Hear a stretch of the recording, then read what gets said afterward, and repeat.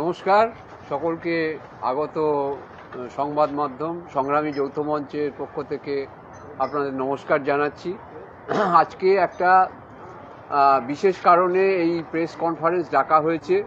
তার কারণ রাজ্যের মুখ্যমন্ত্রী সম্প্রতি একটি সভায় ঘোষণা করেছিলেন যে পিএইচির যারা পাম্প অপারেটর আছেন, যারা কেউই নিয়মিত কর্মচারী নন, তাদের নিয়মিতকরণ করার বিষয়টি উনি রাজ্যের যারা প্রশাসক আছেন তাদের দেখতে বলেছিলেন। কিন্তু মুখ্যমন্ত্রী সেই সভার পরেও প্রায় 1 মাস কেটে গেছে, সেখানে তার কোনো প্রতিফলন আমরা দেখতে পাইনি। এবং সম্প্রতি বাজেট যে ঘোষণা হলো, সেই বাজেটেও মুখ্যমন্ত্রী নিজের বলা কথার কোনো প্রতিফলন আমরা দেখতে পাইনি।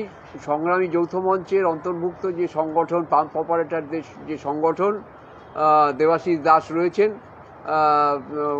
উনি আজকে এই বিষয়টা উনিও বিস্তারিত বলবেন।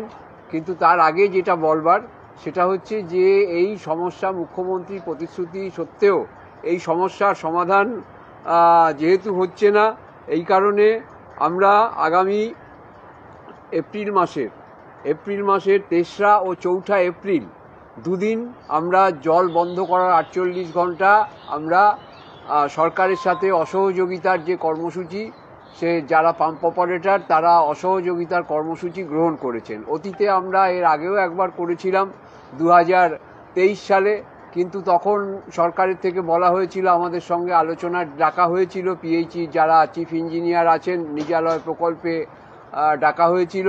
তারপরে আমরা আলোচনা করে সেই সময় সেই কর্মসূচি স্থগিত রেখেছিলাম। কিন্তু আমরা খুবই দুঃখের সঙ্গে লক্ষ্য করলাম যে প্রায় 1.5 বছর অতিক্রান্ত হয়ে গেল, তারপর থেকে আর আমাদের সাথে কোনো দেখাও করা হচ্ছে না, আলোচনাও করছে না। এবং তার পাশাপাশি নানাভাবে এই পাম্প অপারেটরদের ওপরে আক্রমণ চালানো হচ্ছে, তাদের বেতন বন্ধ করে দেওয়া হয়েছে। তার অন্যতম কারণ হচ্ছে যে জল জীবন জল মিশন যে কেন্দ্রীয় সরকারের প্রকল্প রয়েছে, সেই প্রকল্পের টাকা হিসেব যেটা কেন্দ্রীয় সরকার দিয়েছে তার হিসেব রাজ্য সরকার ঠিকমতো দিতে পারছে না, সেখানেও দুর্নীতি হয়েছে। যেভাবে 100 দিনের কাজের প্রকল্প নিয়ে দুর্নীতি হয়েছে, যেভাবে মিড ডে মিল নিয়ে দুর্নীতি হয়েছে, যেভাবে আবাস যোজনা নিয়ে দুর্নীতি হয়েছে, ঠিক একইভাবে এই জল জীবন জল মিশন, জল যেটা মানুষের জীবনের যেটা অপর নাম জীবন বলা হয়, সেইটা নিয়ে অবধি রাজ্যের মুখ্যমন্ত্রী বা রাজ্যের মন্ত্রিসভা তারা এই রাজনীতি শুরু করেছেন। এবং তাদের বিরুদ্ধে যখনই আমরা এই আন্দোলন করছি, নানাভাবে কর্মচারীদের হেনস্থা করা হচ্ছে।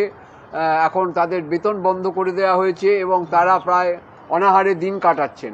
তো এই পরিস্থিতিতে আমাদের অসহযোগিতা ছাড়া আর কোনো কর্মসূচি নেওয়ার নেই। আমরা সেই জন্যই ঘোষণা করছি যে এই 2025 সালের 3রা এবং 4ঠা এপ্রিল আমরা অসহযোগিতা করব এবং 48 ঘন্টা অবস্থান করা হবে।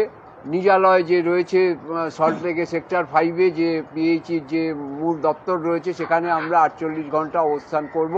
সমস্ত পাম্প অপারেটররা সেই অবস্থান করবেন এবং যে দাবিগুলো নিয়ে আমরা লড়াই করছি সেখানে যতক্ষণ না মীমাংসা হচ্ছে, আমরা দীর্ঘ লড়াইয়ের ফলে 2-1টি ফল ফলেছে। যেমন পাম্প অপারেটরদের ক্ষেত্রে অন্য কিছু যে অনিয়মিত কর্মচারী, সেই অনিয়মিত বা কন্ট্রাকচুয়াল কর্মচারীদের 5 লক্ষ টাকা অবধি তাদের অবসরকালীন সুবিধা দেওয়ার কথা হয়েছে। পাম্প অপারেটররা তার আওতায় এসছেন বলা হচ্ছে, কিন্তু সেটা এখনো কার্যকর হয়নি। এবং তার পাশাপাশি আরেকটা যে খুব গুরুত্বপূর্ণ ব্যাপার, সেটা হচ্ছে যে আপনারা শুনলে অবাক হয়ে যাবেন যে রাজ্য সরকার এই যে বিভিন্ন জায়গায় যে পাম্প বসাচ্ছে, সেই পাম্প বসানোর সময় যে জমির দরকার, তারা কি করছে, দীর্ঘ সময় ধরেই এটা চলছে। রাজ্য সরকার বিভিন্ন গ্রামে গিয়ে তাদের ইঞ্জিনিয়ারদের দিয়ে প্রচার করছে যে জমি যদি দেয় কেউ ওই পাম্প বসানোর জন্যে, তাহলে সেখানে তাদের 2 জনকে চাকরি দেওয়া হবে। এই সমস্ত বলে সম্পূর্ণ বেআইনিভাবে তাদের জমি নিয়ে নেওয়া হচ্ছে। সরকারি জমি যদি সরকার নিতে চায়, তাহলে সেটার নিয়ম হচ্ছে যে ভূমি দপ্তরের মাধ্যমে সেই জমি নেওয়া হবে। কিন্তু তার সরকারের যে ভূমি দপ্তর, তাকে কিছু না জানিয়ে সম্পূর্ণ বেআইনিভাবে তাদের কাছ থেকে জমি লিখিয়ে নেওয়া হচ্ছে। এবং যে জমি তারা লিখে দিচ্ছেন সেখানেও পাম্প বসানো হচ্ছে না, সেই জমির লাগোয়া অন্য জায়গায় বসানো হচ্ছে। এবং এই নিয়ে কয়েকশো কোটি টাকার দুর্নীতিতে তারা জড়িয়ে পড়েছে এবং সংগ্রামী যৌথ মঞ্চের নেতৃত্বে পাম্প অপারেটরদের সংগঠন, তারা এটা নিয়ে প্রতিবাদ করেছেন এবং তাই নিয়ে তাদের জীবনের হুমকি বা এই সমস্ত করা হচ্ছে, কিন্তু তারা সেই লড়াই ছাড়েননি এবং পুলিশ দিয়ে বারবার বেআইনিভাবে যখন নির্মাণ করানো হচ্ছে, জয়নগরে সম্প্রতি মৌপিঠে ঘটনা ঘটেছে যে সেখানে জোর করে এসে সেই জমিতে ইনজাংশন থাকা সত্ত্বেও 163 ধারা থাকা সত্ত্বেও জোর করে সেখানে পাম্প হাউস তৈরি করার চেষ্টা হচ্ছিল, কিন্তু সেই বাধা দেওয়ায় আপাতত সরকার পিছু উঠেছে। অর্থাৎ সরকার সম্পূর্ণভাবে একটি দুষ্কৃতির ভূমিকা নিচ্ছেন, জমি দখল করবার জন্য একটি দুষ্কৃতির ভূমিকা নিচ্ছেন। তো তার বিরুদ্ধে আমরা আন্দোলন চালাচ্ছি এবং সেই আন্দোলনের যে ধারাবাহিকতা সেই বিষয়ে আমাদের অর্জুন সেনগুপ্ত উনি বলবেন।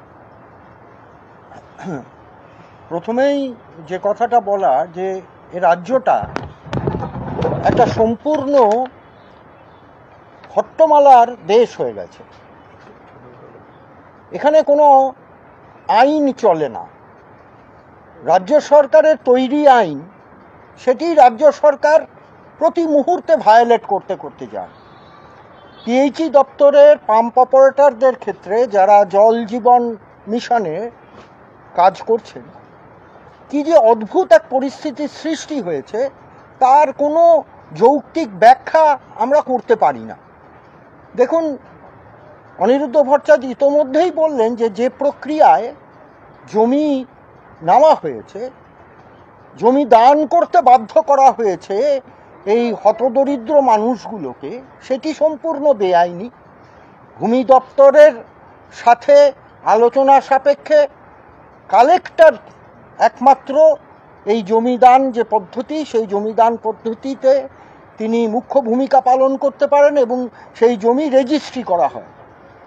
অথচ আমরা দেখতে পাচ্ছি এই যে দানপত্রগুলোতে কোথাওই কালেক্টরের কোনো সই নেই, কোনো স্ট্যাম্প নেই এবং কোথাও রেজিস্ট্রেশনও অবধি হয়নি। অথচ জমিগুলো পিএইচই দপ্তর প্রায় গায়ের জোরে আত্মসাৎ করে নিয়েছেন। হতদরিদ্র মানুষগুলোকে মিথ্যা প্রতিশ্রুতি দেওয়া হয়েছে।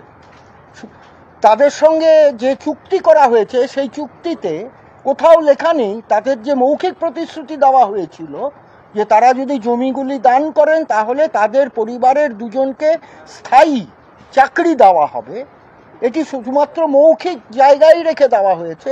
পিএইচির অধিকর্তারা, ইঞ্জিনিয়াররা মানুষকে ভুল বুঝিয়ে মিথ্যা প্রতিশ্রুতি দিয়ে প্রবঞ্চনা করে তাদের জমিগুলি আত্মসাৎ করে নিয়েছে।